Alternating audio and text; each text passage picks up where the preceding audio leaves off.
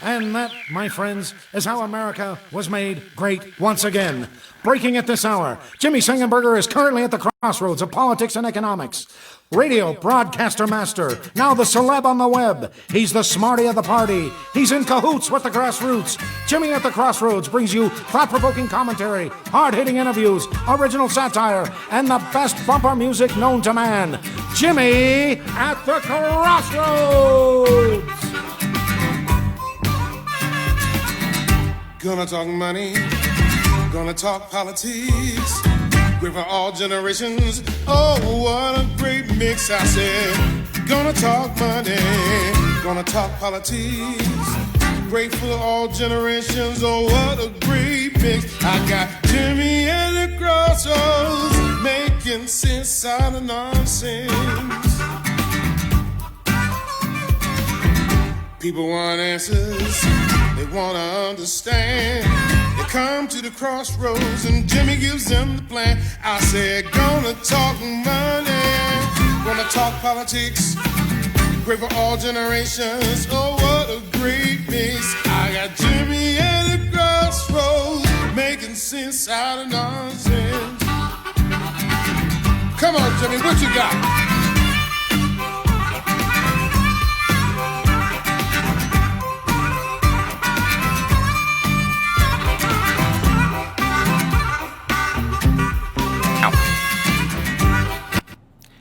Hello, my friends. Welcome back to Jimmy at the Crossroads. I'm Jimmy Sengenberger. Great to be with you today here on the show amidst all the craziness of coronavirus and more. It is a pleasure and a privilege to be with you again today, bringing you engaging, intelligent talk, sang style, and making sense of nonsense. And I got to tell you, the nonsense has just reached a new level. It is pretty stunning to me, some of the things that are going on across the globe right now. But the biggest nonsense comes out of China. China is, of course, where we have seen over the course of the last few weeks especially, I think it goes back more a few months because we're going back to November, December, when coronavirus was starting. The Chinese government hid from America, from other countries, from their own people, what was going on with novel coronavirus, COVID-19. And that's quite a thing. And now they're trying to blame the U.S. Army. They're engaging in propaganda efforts here in the United States, so on and so forth. And I'm going to be talking a little bit more about this later on in the show because I had quite a fascinating experience yesterday with the episode of Jimmy at the Crossroads that we had broadcasted, which afterwards ended up being blocked on Facebook, by Facebook, after a copyright complaint from a Chinese cable news outlet over a video that we shared, fair use, it wasn't even the audio going on at the point that they marked, of President Trump speaking yesterday at his press conference. The video from C-SPAN, and they put a copyright claim against it. And after that happened, it led to the video being blocked for a period. I was temporarily suspended from my own page. Now it was restored. They were good on that. But the mere fact that this happened was flabbergasting to me and pretty darn stunning too, as part of clearly the Chinese disinformation campaign right now that we're seeing. And coming into the United States, all across the globe, that's what's happening. I'll talk a little bit more about this later on, but are we set up with our guest, Kaylee McGhee? Hey, Kaylee, there we go. How are you? Hey, good. How are you?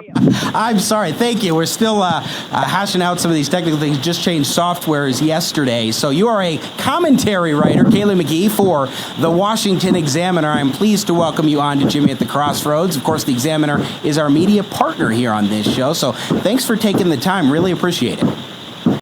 Yeah, thanks for having me.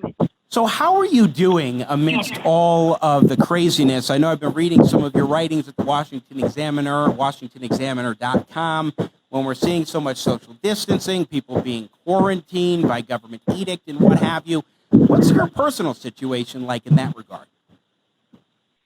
It's been fine. Basically, the entire city here in DC is shut down for the most part. It's pretty quiet. Everyone is teleworking for the most part, and that's here at the Examiner. We're all working from home as well. So it's been a quiet week indoors, and we'll probably have yet another week of this. But other than that, not too much has changed. Most everything is still open. Takeout is still available. So basically fine, yeah. Now, you've written just a little story, a couple of paragraphs in the Washington Examiner about finding community in isolation. A lot of people are feeling isolated right now. They are literally isolated, perhaps in their homes, unable to get around, not able to see very many people, although the internet has really helped to bridge some of those divides. But what are you noticing people are doing in order to find that community while they're feeling in isolation? People are really relying on their neighbors and also strangers for community right now. I mean, the people that you have direct access to are either the people that you live with or the people that live nearby. So a lot of apartments and in a lot of different homes, neighbors are volunteering to go grocery shopping for their elderly neighbors and just pitch in where they can and help make this a safer and more accessible environment. So it is interesting to see how so many people have come together in a way that's pretty unprecedented since really the last tragedy that we as a nation have faced. Now, something else that has been so striking has been the changing lifestyle of Americans over the course of the last couple of weeks. Even before the quarantines were happening, when we saw movie theaters get closed down, we've seen a very different environment when you're trying to travel on an airplane, even just from state to state. Americans have been having to make these big adjustments. How do you think people are handling it?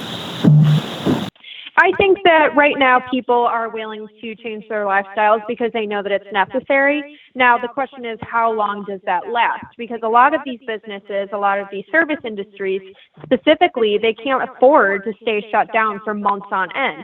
So we think in a couple of weeks, you're going to start to see the federal government work towards a more long-term social distancing solution that allows these businesses to reopen while still maintaining some sort of safe distance from each other. So whether that is mass producing N95 masks so that we can, protect ourselves and prevent others from getting sick and still be in public, or whether that's, as silly as it sounds, like assigning different neighborhoods to be able to go to these stores here. And, there's got to be some sort of long-term solution instead of just a blanket ban on anyone going into the community whatsoever, because that's not going to last for long. Kaylee McGhee joining us, commentary writer for the Washington Examiner. One thing that comes to mind, though, whether you're talking about people being quarantined in their own homes indefinitely, like everybody, or you're talking about individual neighborhoods, as you were just mentioning, maybe being allowed to go to certain stores or what have you, that is quite a situation to be for a nation known for its individual liberty. I can't recall any time in our history it's been particularly like this. And there are people who I think at some point might want to push back in some way, because I don't know how long a free people like the United States of America includes is going to be able to sit through all of this kind of thing, even with the threat of a pandemic. Right, and it's going to require an attitude and lifestyle change really for the next several months. I mean, the fact of the matter is that things are not going to just go back to normal after all of this is over. There's going to be, global repercussions in terms of how we handle our relationship with China moving forward. The economy is not going to be what it was before this. There are a lot of things that are still going to require social and economic sacrifices from the American people, and I think that you'll find that that's easier than we might think that it is now, because we're going to see a huge spike in coronavirus confirmed cases over the next week or so. And really the deaths have not started hitting either. So as those numbers climb, the American people are going to realize that this is going to require a more long-term sacrificial plan than what we had originally expected. Let's talk a little bit about the way Congress has been acting in all of this. I mean, it is striking to see I've been watching some of the left-wing YouTubers who are stunned at how Republicans are taking, in their view, more of a progressive type position on some of these economic relief packages and stimulus ideas than a lot of the Democrats have, which is remarkable to hear them say, and also for me to think that as well. I mean, I have a different approach in terms of some of the policies that have been going on, a la an op-ed I wrote for the Washington Examiner just yesterday. But how do you view things as going right now as far as the economic packages that Congress is debating? Well, the economic packages that, the Senate GOP has proposed and that the House have approved, I mean, these are significant and they're important because they're geared directly towards American people who are struggling right now and who will be struggling financially after this thing is over. So they're important. They're not fiscally conservative by any means, but neither were our reactions towards the 2008 recession. And there's a good argument to be made that the proactive approach that the government took, although it was flawed in some sense, did help the economy recover. So these are important measures that the president and that the Senate GOP are taking. The question is, will it be enough? Will it be enough to stave off a complete recession, or will it be enough to help us bounce back immediately? First of all, how would you define recession in this context? Because I know Bank of America said the United States is already in a recession, but technically a recession is 2 consecutive quarters of negative economic growth. We haven't seen that. I would say this is a negative economic shock right now, and it's premature to say one way or the other what a recession will look like, how long it will last, or for sure, if one really is inevitable. Yeah, and I think it's safe to say that we are heading towards a recession as of the current projections, but it is important to keep in mind that those are just projections and things are changing very, very quickly. I mean, 2 weeks ago, this was really just starting to hit the airwaves and it really hadn't settled in yet. And 2 weeks from now, it could be largely done and over if a vaccine or the medicine that's geared towards malaria is widely developed. So honestly, we don't really know what we're looking at. And a lot of the projections that the banks have been releasing are pretty cynical and pretty worst case scenario. But the fact of the matter is that there will be long-term economic effects. We're just not sure how bad they'll be, because unfortunately, a lot of the jobs that the service industry is losing right now, and even some of the bigger industries like the auto industry, for example, those jobs aren't necessarily just going to be around in the next 2 or 3 months. So it's going to take a little while to recover. The question now is when. Again, Kaylee McGhee, our guest, just a few minutes left with you, Kaylee, commentary writer at our partners at the Washington Examiner. For me, and this is what I wrote about in my op-ed yesterday, I look at it as we should be providing targeted, timely relief for those who are in need. But Republicans right now are talking about something much more expansive, some variant of a UBI, whether it phases down after $75,000 and you start getting less and less. But they're talking about $1,200 for an individual, $2,400 for a couple, $500 for children. That, to me, goes more than what the government should be doing right now. I'm much more interested in policies that help those who need relief, but aren't laying the groundwork for a potential massive expansion of a UBI-type program that could last for many years to come. If we look at the arc of history, when you have a crisis and then a lot of these types of government programs get put into effect, there's a good chance that they don't go away, and that happens time and time again. Well, and several other Republicans would agree with you. I mean, Lindsey Graham and Mark Meadows have both been lobbying the president to reject just a universal basic income proposal. And that's why there are now a lot of stipulations that are included in the Senate GOP's proposal. Now, I would argue that the stipulations that McConnell and the others have agreed to don't necessarily go far enough. I mean, basing a direct cash payment off of your 2018 tax returns is just not enough, because you could have been doing very well in 2018, but now you're unemployed because of the current economy. So there are a lot of problems with the reforms that Graham and others have pushed through, but I agree that, just throwing cash at the economy is not necessarily going to fix the problem. It must be specifically directed towards those in need, whether that's boosting unemployment insurance in certain communities or providing it to people under a certain income. And that's exactly what I'm thinking is in terms of the unemployment insurance. That is a system that's already in place that's not reliant upon you going back to 2018 tax returns. As you observed, Kaylee McGhee, it is something that undoubtedly has changed for pretty much every American, or at least a lot of Americans. Their financial situation somewhat different or markedly different from 2018, even at the end of 2019. So the unemployment insurance system at least provides a system and process that's already in existence. You just expand it, and then you can provide that relief. It seems much more sensible than going on to create some brand new programs and trying to carve out specific circumstances that fit and which ones don't. And that's when this process can get bogged down for more period of time or longer period of time, is when you're taking a while to sort through all the specific details to get it right, when you could just simplify. That old KISS principle, keep it simple, stupid. Yeah, exactly. So we'll see which direction the GOP and the president move forward with in the coming weeks. You know, hopefully they do roll out a plan sooner rather than later, because even no matter which proposal they lean towards, it's still going to take weeks, maybe even months to roll out completely. So whether you're talking about direct cash payments or whether you're talking about boosting unemployment insurance, those payments and that insurance is not going to be readily available in April or May or possibly even June. So the faster that they act on this, the better. Kaylee McGhee, just a final question for you. What are we to make of the fact that there are an increasing number of members of Congress who are self-quarantined, who can't go to the floor to vote? There's no process in place at this point in time. I don't know if there can be for remote voting under the Constitution, but do you know anything about what's being considered there? Because I don't think we've been in this kind of a situation where you've had several members of Congress, including, for example, Colorado Senator Cory Gardner and others, who are unable to go to the Senate or House floor to actually cast their votes. It is very unprecedented, and that's why you're seeing a lot of the party leadership really take over for the process. So a lot of the negotiations that are being done between McConnell and Schumer and Pelosi and Manchin and these other officials who are really streamlining that process so that the senators and the representatives who are not able to be on the floor aren't necessarily left out. And I think that is the way that it needs to be done for now, especially because you do need quick and decisive action, and Congress is not exactly good at either of those things.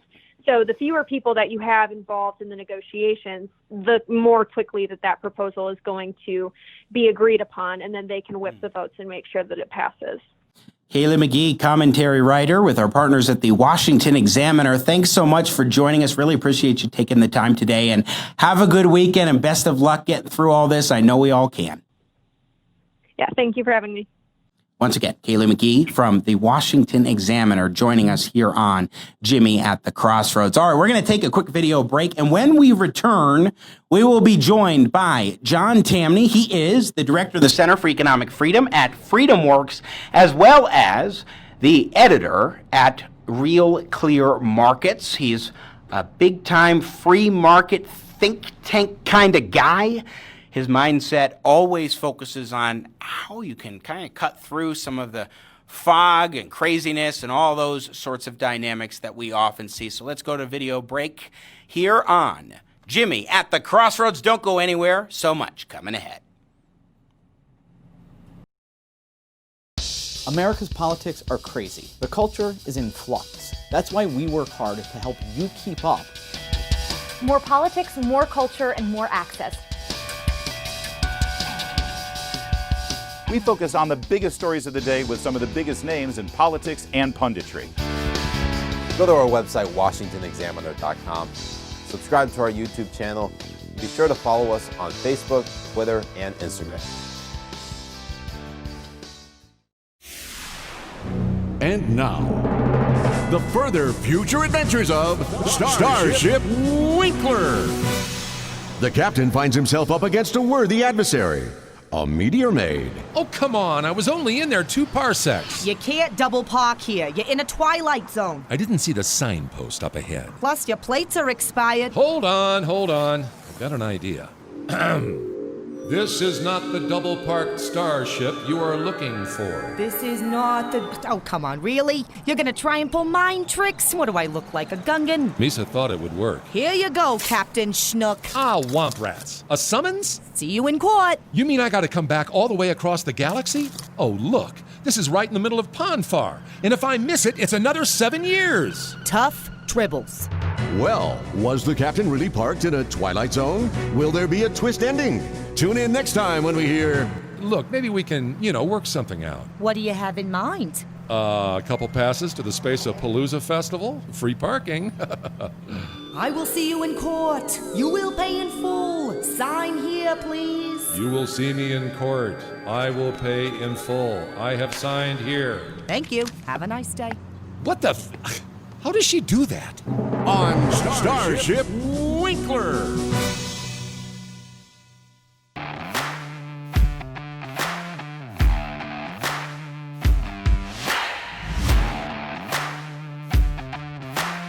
Welcome back to Jimmy at the Crossroads. I am Jimmy Sengenberger, your host for the program.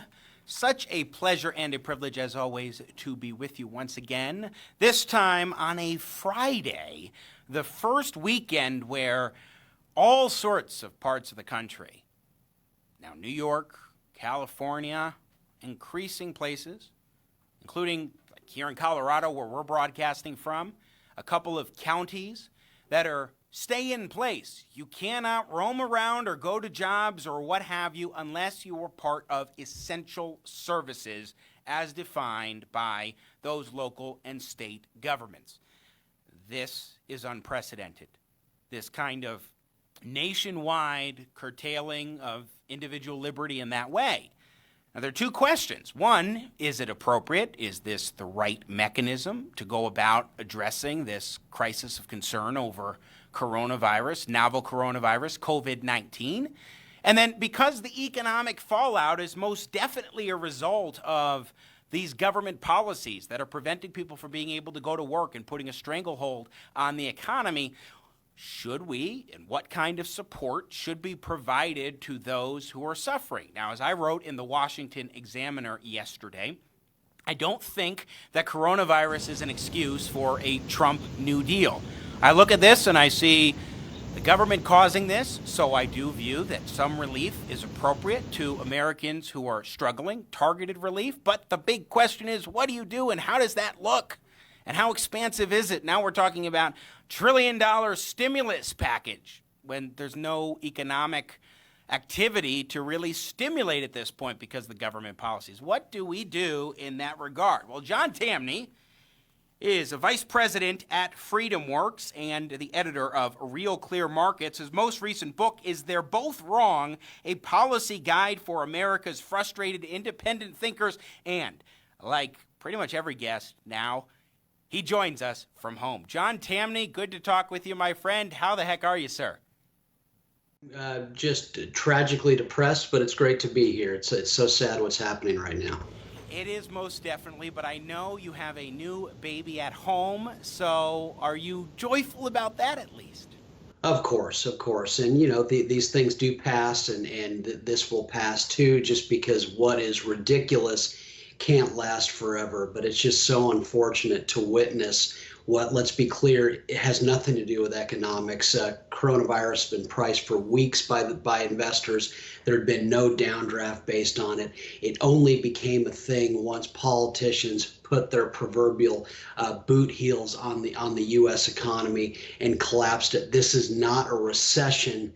This is command and control overnight being foisted on the U.S. economy with predictable crisis-like results. Yeah, one thing, and I wrote about this in the Examiner yesterday, one thing that is different about this economic shock, which I agree with you, as I was saying before, is brought about by the government. In past recessions, there was some kind of systemic issue that was going on. You would see underlying factors in the economy that needed to kind of suss out. Usually a recession is sort of a cleansing thing for the economy. A lot of times it's precipitated by bad government policies and what have you.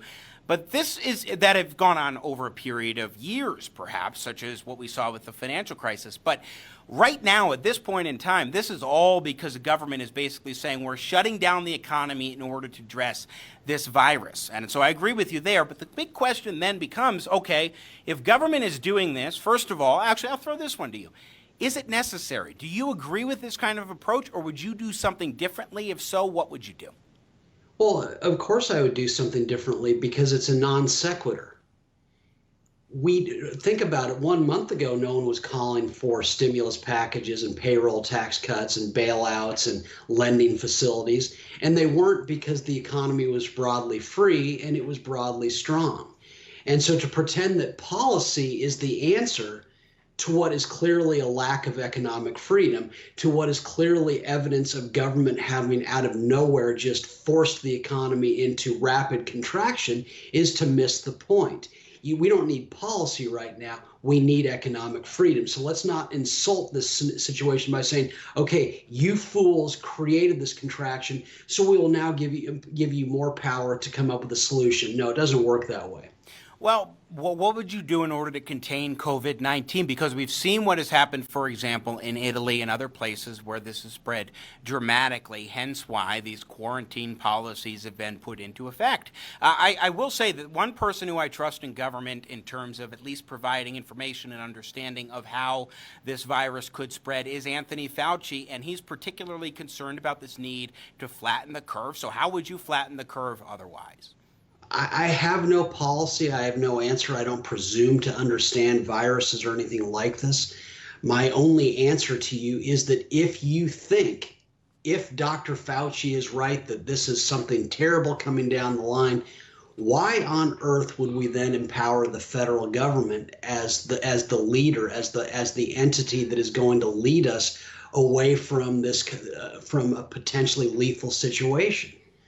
In this scenario, the only thing I think government can do, particularly on the federal level, is to say we're going to do everything possible to maintain personal and individual freedoms and economic freedoms so that talented, creative people can be matched with capital in pursuit of a cure.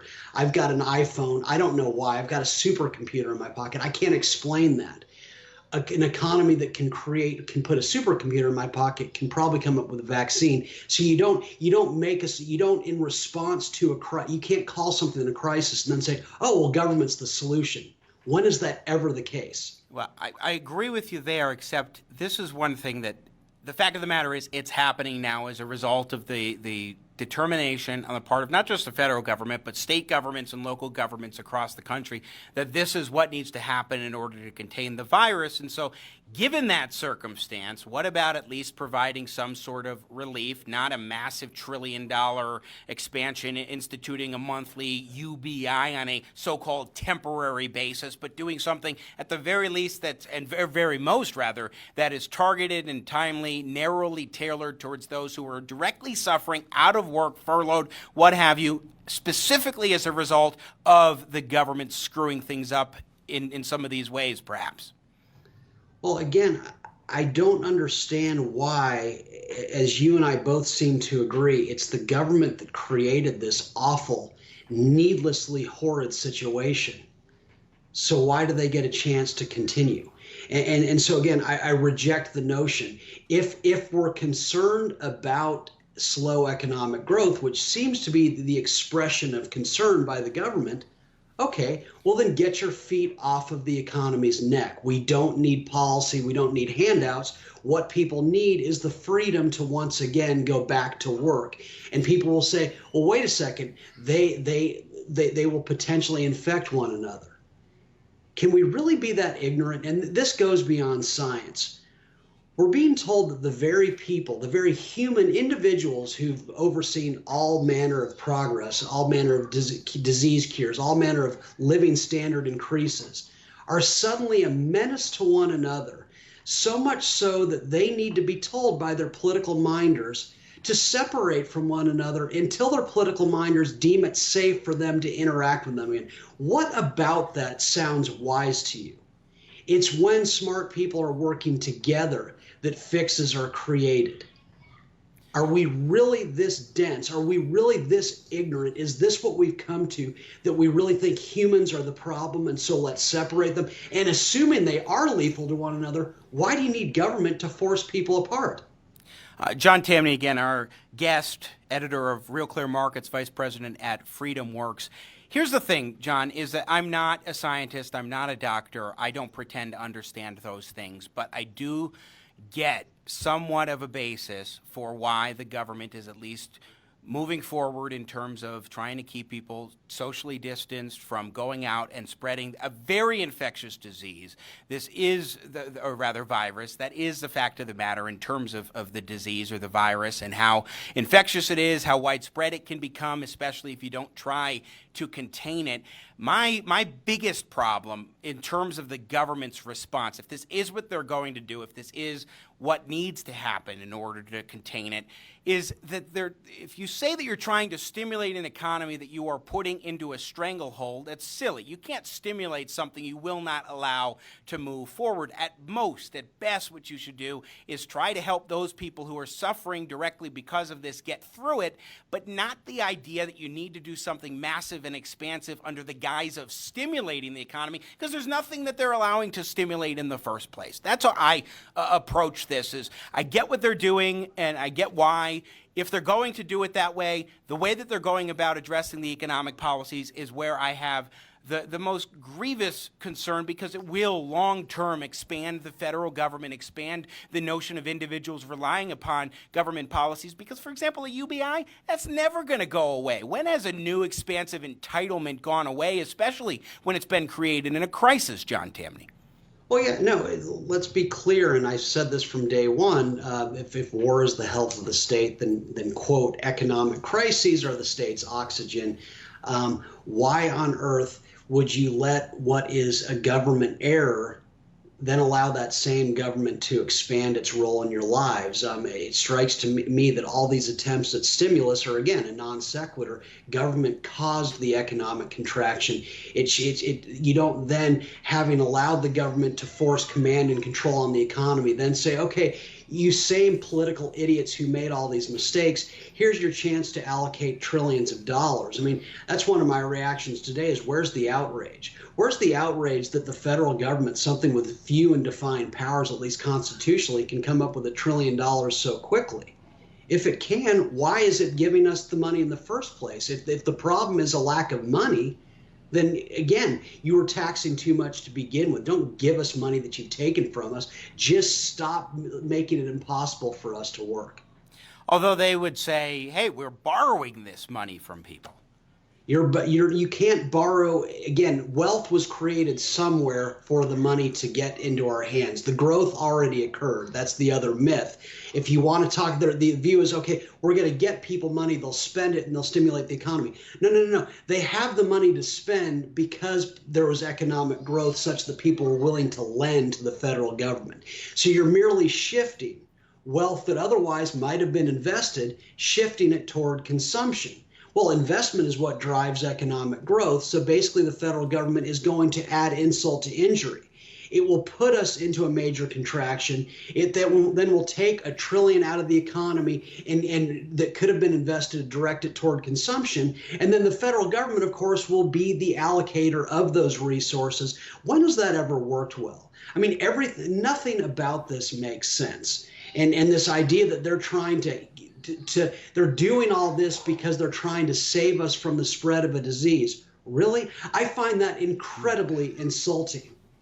That politicians think that absent their guidance, I wouldn't know to maybe isolate myself a little, to maybe keep some distance between myself and others. We really have this. Is this what they think of us? That we literally need them to hold us by the hands to help us avoid death? I mean, who is falling for this? And if you're falling for this, please tell me who you are, because I never want to waste a second of my time talking to you. You're not worth my time if you think you need the government's hand to save you from death. John Tamny, our guest. Okay, so let me ask you a question. It's something that you hit on that nobody talks about when it comes to economics these days, because there's this notion that all you need to do to stimulate an economy is stimulate demand. Now, set aside this particular situation that we're in right now, which we both agree is a result of government policies, right or wrong. It's government policies that are now creating this economic malaise that so many people across this country are feeling.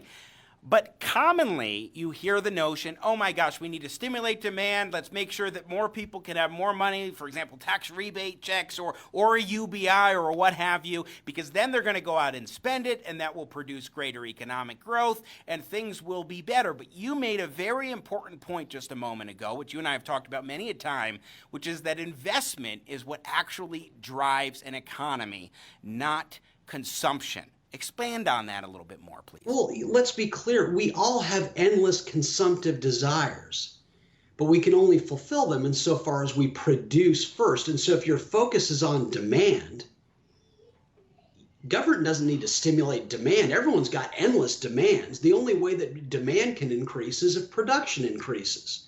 And so the way you do that is, you work more productively. And if you're working more productively, you're producing more with each day of work such that you can demand more. How do you do that? How do you work more productively? It's investment. What is investment? It's just the process whereby resources are directed toward workers so that they can get more production out of their day. Think how much more productive Jimmy Sengenberger is with Skype and with Wi-Fi compared to Jimmy Sengenberger 30 years ago when there was no Wi-Fi, no Skype, when you had to work on a typewriter. John, there wasn't quite yet a Jimmy Sengenberger 30 years ago, not till August. Don't rub it in, okay? But the point is it's investment that makes us much more productive. And so if you're worried about economic growth, the last thing you do is extract precious resources from the economy and hand it to people to spend. We all want to spend. What you want is people who have the means to invest that money, because that's what enables greater productivity on the part of workers. Just a couple minutes left with our guest, John Tamny, Vice President at FreedomWorks and editor at RealClearMarkets, also author of the book, They're Both Wrong, a policy guide for America's frustrated independent thinkers. When we get out of this, whenever it is that we get out of this and government gets out of the way, the virus is gone or mostly gone or what have you, what do you think should be the policy in order to direct us more back into a free market trajectory as opposed to what we have been on, particularly in the last few weeks, but even in the last number of decades or century, really? You know, it's such a great question, and I don't want to get all self-serious, but I've been thinking about this a lot. I mean, look, you and I know the policies necessary for growth. It's just all about getting out of the way of the ability to people to produce. And so taxes are a price levied on work. Regulations just limit our ability to work productively.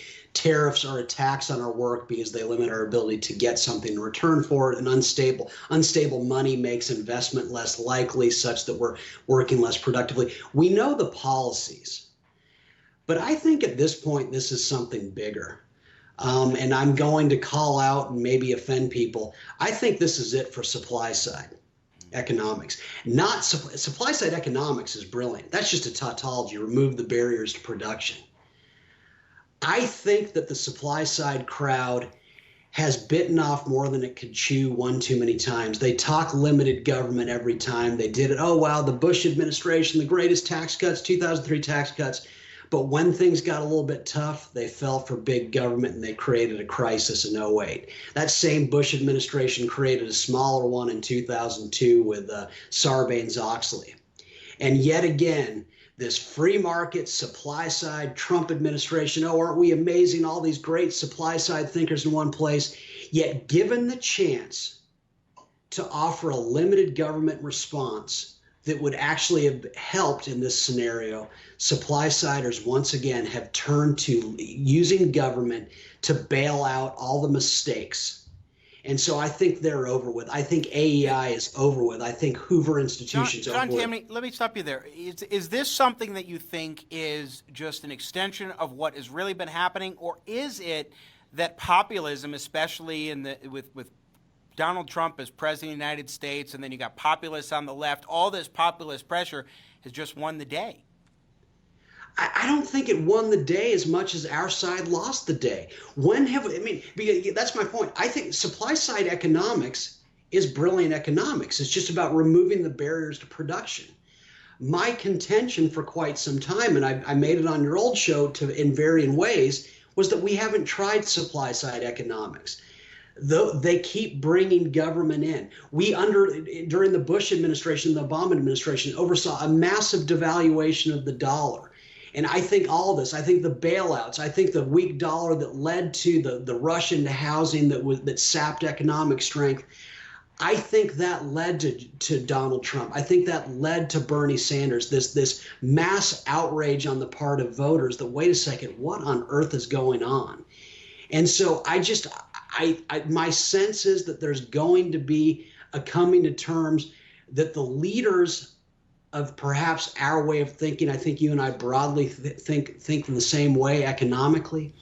I think the leaders are going to be told, you guys blew it and you've blown it too many times. Again, you had a chance to go for limited government and you went full John Maynard Keynes. And so I think there's going to be, what's the word? A new pecking order. I think there's going to be a discrediting of so many people in our world, and with good reason, because when they had a chance to be serious, they once again blew it. Republicans need to look in the mirror at this point. There's nothing wrong with Republican limited government, but you guys are the crisis, because these crises always happen on your watch, and they happen because when you have the chance to limit the role of government, to limit the government's response to something, you always expand it. Just a final question for you before we cut you loose, John Tamny, our guest here on Jimmy at the Crossroads. I was watching another program hosted by populists, and one of the hosts was heralding the death of libertarianism and the rise of populism.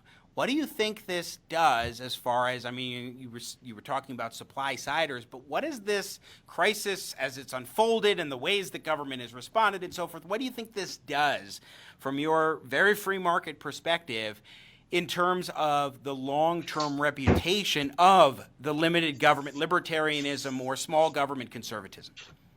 Well, I think what it does is, it's a great question. As answering your question, when have we had libertarianism in modern times?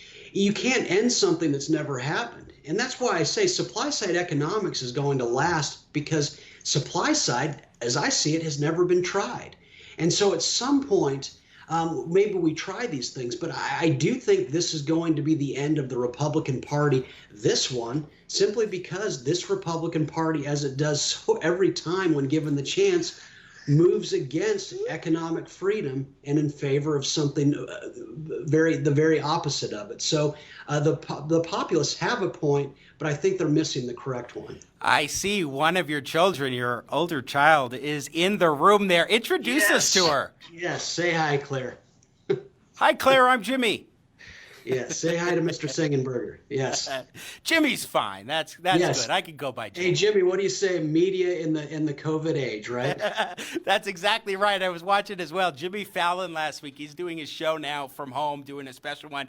And earlier this week, he had his kids in there. It was just so much fun to watch. So I hope Claire's being a good big sister now.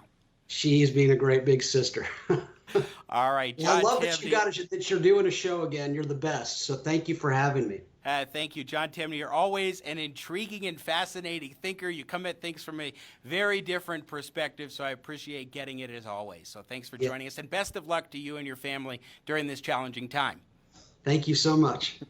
Thank you. Again, John Tamny, Vice President at FreedomWorks, father now of 2, and the editor of RealClearMarkets. Check out his book, by the way, They're Both Wrong, a policy guide for America's frustrated independent thinkers. Yeah. All right, we're going to take a quick video break here on Jimmy at the Crossroads, and when we return, I'm going to tell you about my interesting experience after the live broadcast yesterday when my show was temporarily blocked on Facebook. Quite something. We'll be right back. Keep it right here. It is Jimmy at the Crossroads. I'm Jimmy Sengenberger, making sense out of nonsense. Crikey, that was the biggest bloody mosquito I've ever seen. Coming in. Oh, g'day, mate. You now. After a long day of kangarangling and croc roping, a man can really work up an appetite. Not to mention a whopper of a backache. I know a place, and that's why I like coming into the Back Out Steakhouse.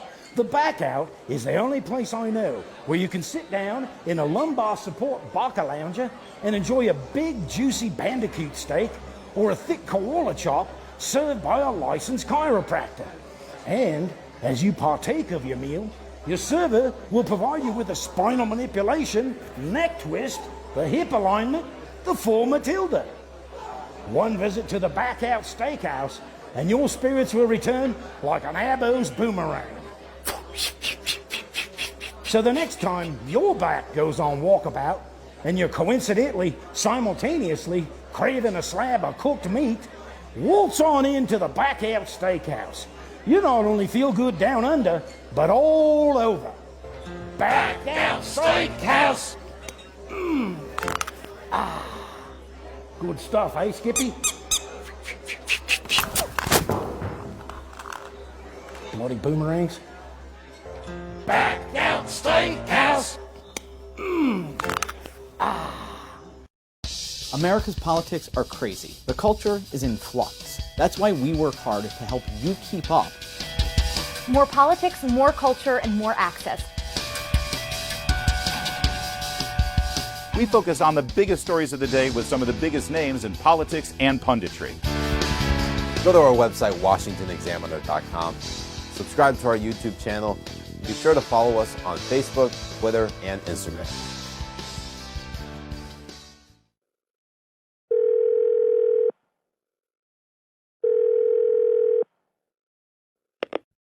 Hello, Jimmy. This is President Ronald Reagan, calling from the great beyond on your hotline. It's a different number than the one I used to contact Mr. Gorbachev, but it's no less important, especially at this kind of time. Well, Nancy and we stay on the ranch now here in heaven, and we're your biggest fans. We sit out on the porch there, and I'll have my Nancy, bless her heart, she makes me some tea, and we listen to your show, every minute of it. We fully support you in what you're about to accomplish in the future. Nothing but peaceful progress. Some people say, well, what will Jimmy do now? Well, stand by, because you're going to see some real fireworks. This young man has so many great ideas, and so forth. Why, I hate to interrupt, Ronnie, but let me just say this about that. I couldn't agree more with the way that you and Nancy feel about this entire thing. Jackie and I have been observing and listening to the Sengenberger show, and with regards to that, he's on the edge of a new frontier. No looking back, and I declare that by the time this decade is out, he'll have a syndicated show that will spread all the way across the universe. Oh, well, Jimmy, that was Jack Kennedy. He likes to get every word in edgewise. I tease him a lot. He likes to go out on my boat there and tool around on the sailboat. Well, Nancy brings him lemonade. He enjoys it. Yes, we're both, all of us are big fans. Oh, well, Jimmy, it seems that Nancy's ringing that old chuck wagon dinner bell, and it's time to go get all the fixins. Coming, Mother. So, we'd just like to say congratulations. Well done. In closing, I'd like to say that if you ever run into an obstacle that seems too big or too daunting, well, I'll say this. Mr. Sengenberger, tear down that wall.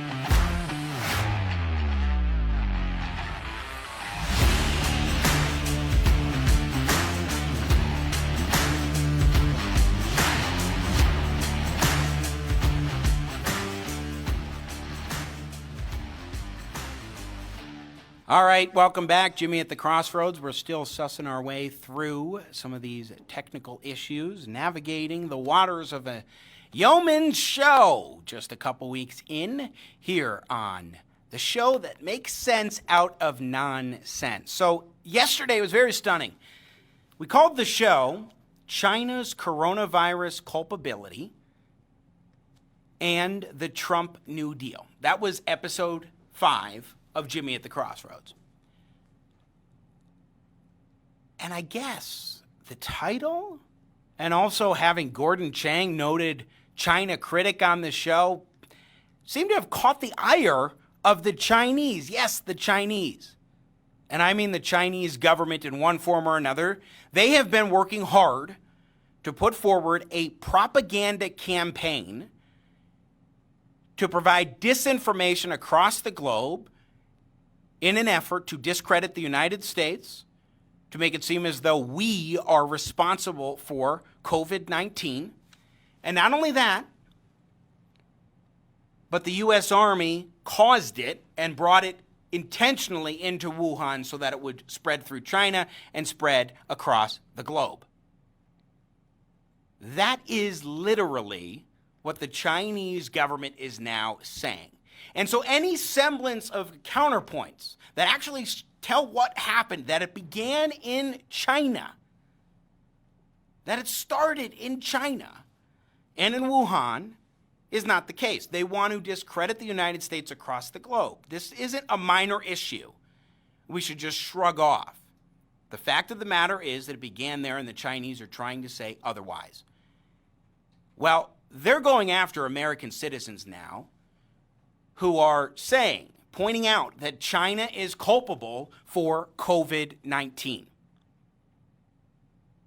That's what they're doing. And how do I know this? Because yesterday, after we finished up our broadcast of episode 5 of Jimmy at the Crossroads, I got this Facebook notification.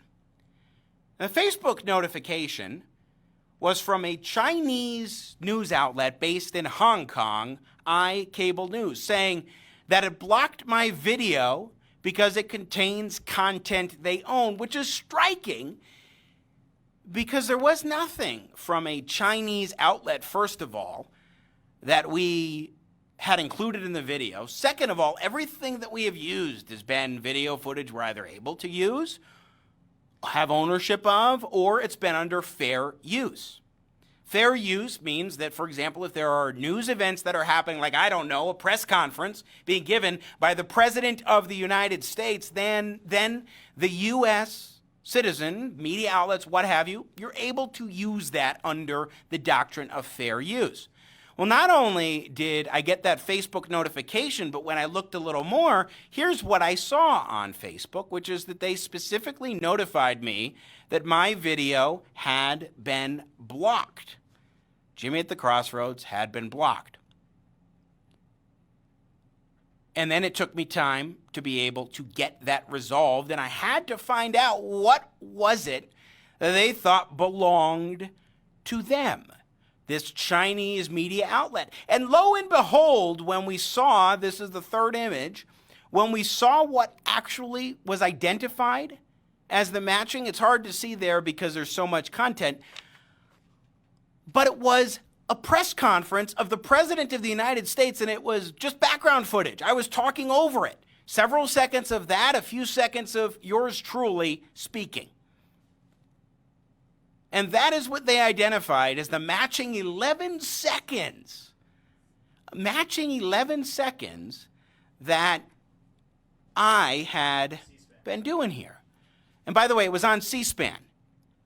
It was on C-SPAN, an American media outlet, C-SPAN, that had put this out of President Trump giving a press conference. They were claiming copyright ownership to the President of the United States, which goes to show, in a press conference he gave that was broadcast on C-SPAN, which goes to show plainly that this was not because of a copyright issue. The Chinese government works through proxies of all sorts, even a Hong Kong-based media outlet. And this outlet randomly picked a video inserted under fair use into our video filed a copyright complaint with Facebook and got it blocked. Now I filed a dispute, and then lo and behold, after a period of time for about 20 to 30 minutes, I was suspended from my Facebook page. I could not access facebook.com/Jimmy Sengenberger Pro. Others could view it. I couldn't. Now, thankfully, they then apologized in the support note that said we were wrong on this.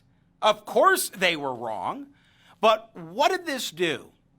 This was an effort to interfere with an American broadcast of an American citizen exercising his free speech and calling a spade and saying China has culpability for coronavirus because they kept this from the people of the globe, of their own country.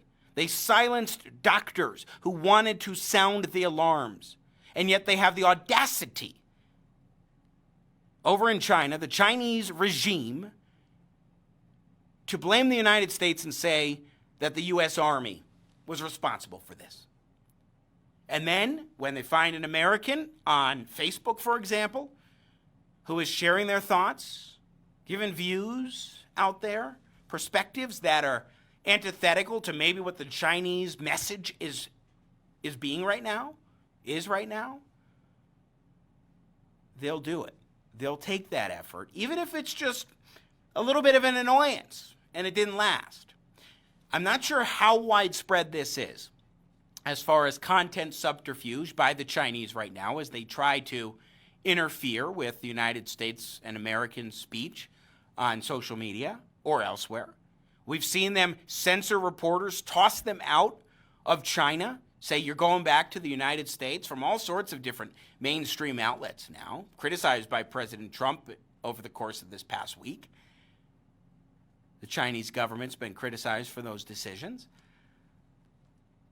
So there is a concerted effort here. Don't know how widespread it is, but make no mistake, it's happening. And we need to be mindful of it.